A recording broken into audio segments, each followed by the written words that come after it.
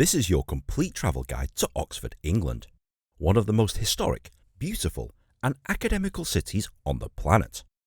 I'll show you everything, from how to get around the place, the best attractions to see, where to find those world-class museums, and how to have a great time in the most famous university city in the world.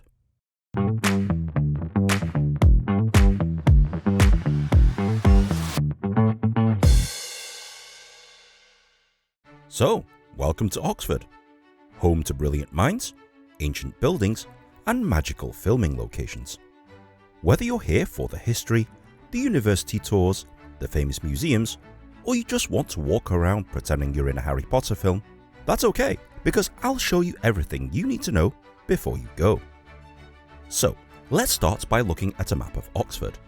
And as you can see, it's incredibly small and walkable.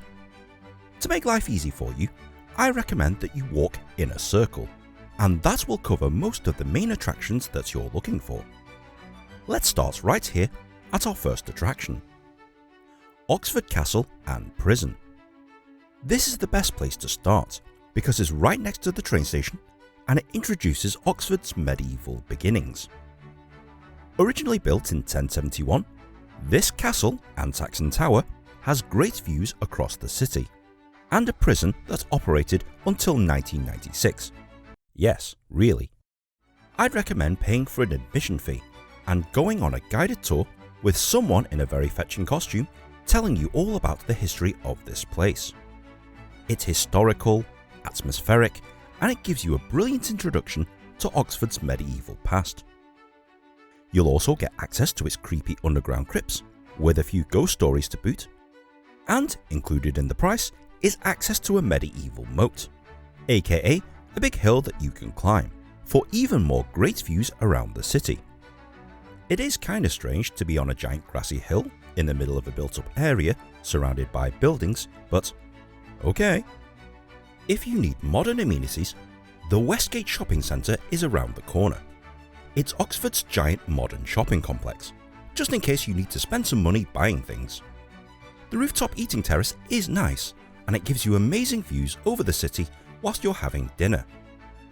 I recommend walking up the street and making a quick stop at the Museum of Oxford to learn all about the history of the city. Given that it's free, it's worth 20 minutes of your time to explore, and there's some great exhibits on display here. Literally across the street, you'll find Carfax Tower.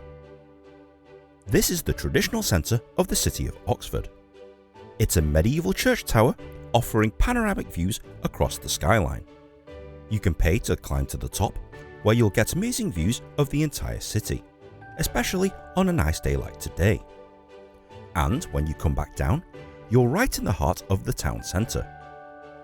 The town of Oxford itself is quaint, easy to navigate, and full of shops, cafes, pubs, street buskers, and about 500 students cycling around the place.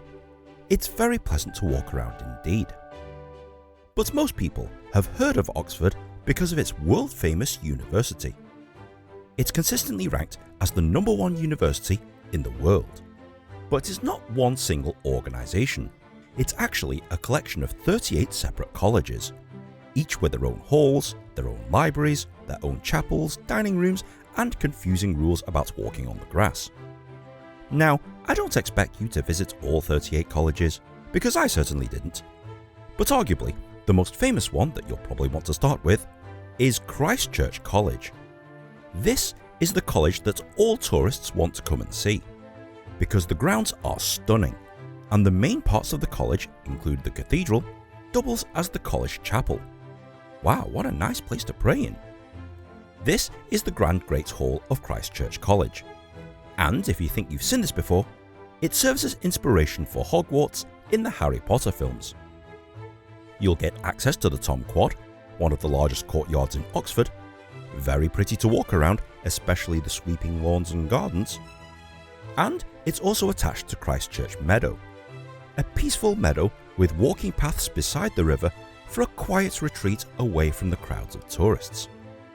It's big, it's impressive, and it's one of the most beautiful colleges in all of Oxford. The second college I'd recommend that you visit is Magdalen College.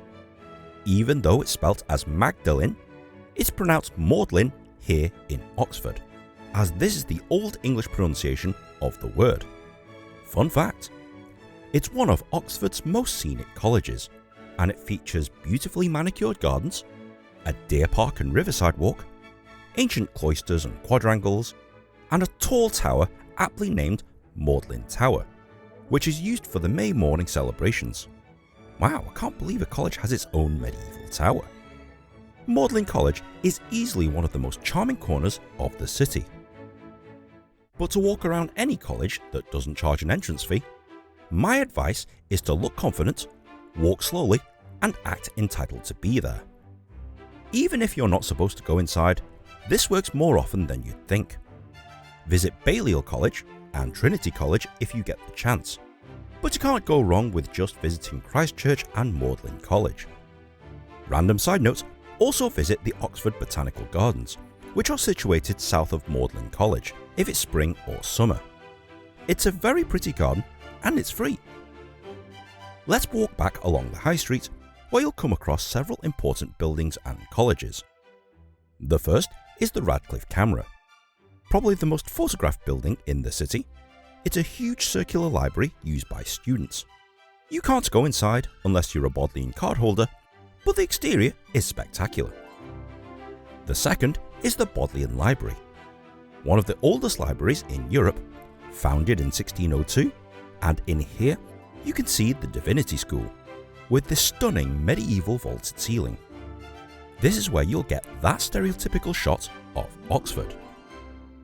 The Duke Humfrey's Library is used in the Harry Potter films, and the Old School's quadrangle is literally picture perfect.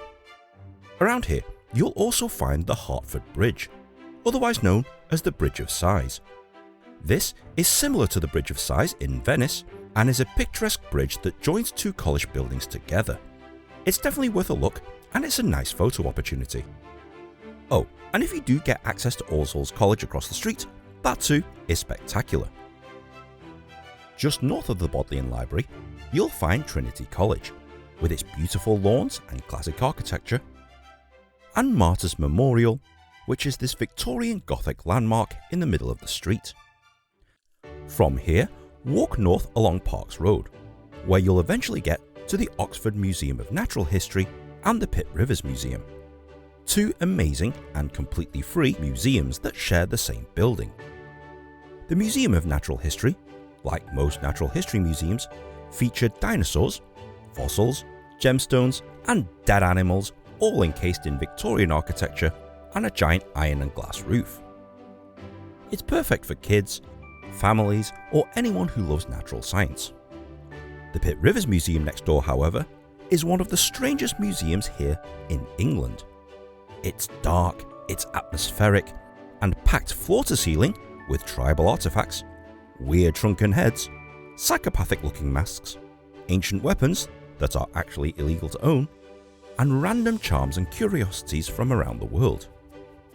You could get lost in here for hours, but please don't do that, otherwise you might end up in here permanently. If you're not all museumed out at this point, I highly recommend walking southwest to the most famous museum in the entire city, the Ashmolean Museum. This is actually Britain's oldest public museum, that's free to enter and world-class in its collections. Inside, you'll find Egyptian mummies, Greek and Roman sculptures, Asian art, paintings by J.M.W. Turner, I like those, famous antiquities from all over the world, and musical instruments, which includes the most valuable instrument in the world. It's called the Messiah, and it's a violin made by the legendary Italian violin maker Antonio Stradivarius. It's worth over $20 million. So, if you want to be rich, consider stealing this. You could easily spend a considerable chunk of your day in here, but once you're finished, walk 5 minutes south back towards Oxford Castle, where you started your entire trip. And that completes your perfect anti-clockwise loop of Oxford. But if you have the time, and it's a nice day, consider punting on the river. Punting is English parlance for gliding along the river in a boat. You can hire a punt at Magdalen Bridge and glide down the river like a relaxed Victorian aristocrat. It's an amazing and atmospheric way to whittle away the afternoon on a nice summer's day and take in some breathtaking scenery on the water. Overall, a trip to Oxford doesn't disappoint. Whether it's the ancient castles, the university colleges, the amazing museums, or just walking along typical English rivers and meadows, I think you'll have an amazing time here. Add this to your ultimate bucket list. Okay Nin, I'm sold. What do I need to do? Well, you need to come here to Oxford. The easiest way is by train. It takes about an hour from London, and Oxford railway station is a short walk into the city centre. Everything on this list is walkable. No public transportation is required at all. But if you are driving yourself, you will be charged or fined if you're using a very polluting vehicle like mine. So avoid the city centre completely and use a park and ride instead. It's far cheaper than paying for a city centre car park and far less stressful to navigate. The cost? While some of the attractions are free, like the Ashmolean Museum, the Natural History and Pitt Rivers Museums, you'll be paying for everything else. And it can quickly add up, so handpick the attractions you want to see in this video and stick with them. That said, Oxford can be done on any budget so long as you're smart about what you see and where you eat, etc.